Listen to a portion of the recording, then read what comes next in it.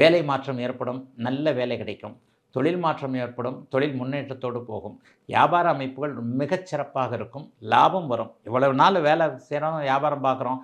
கையில ஒண்ணும் காச காணோமய்யா என்கின்ற அமைப்பில் இருந்தவர்களுக்கு கையில் காசு வரக்கூடிய ஒரு நல்ல அமைப்புகள் இப்போது கண்டிப்பாக உண்டு. ஆகவே மிகப்பெரிய யோக பலன்கள் நடக்கக்கூடிய அமைப்பு துலாம் ராசிக்காரர்களுக்கு இருக்கிறது. துலா ராசிக்கார பெண்களுக்கு இதுவரைக்கும் கடந்த காலத்தில கணவர், குழந்தைகளின் பேரில் இருந்து வந்த சில பல விஷயங்கள் அப்படியே நல்ல விதமாக மாறக்கூடிய தன்மை உண்டு. என்ன மாறும்? குழந்தைகள் படிக்கும். எப்போ பார்த்தாலும் செல்ஃபோனும் கையுமா தானே இந்த குழந்தை இருக்கு.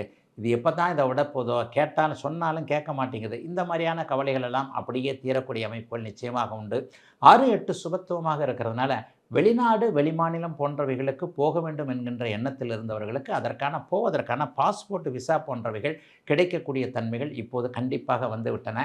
எல்லா நன்மைகளும் நிறைவாக நடக்கக்கூடிய அமைப்பு இப்போது நிச்சயமாக இருக்கக்கூடிய தன்மைகள் கண்டிப்பாக உண்டு.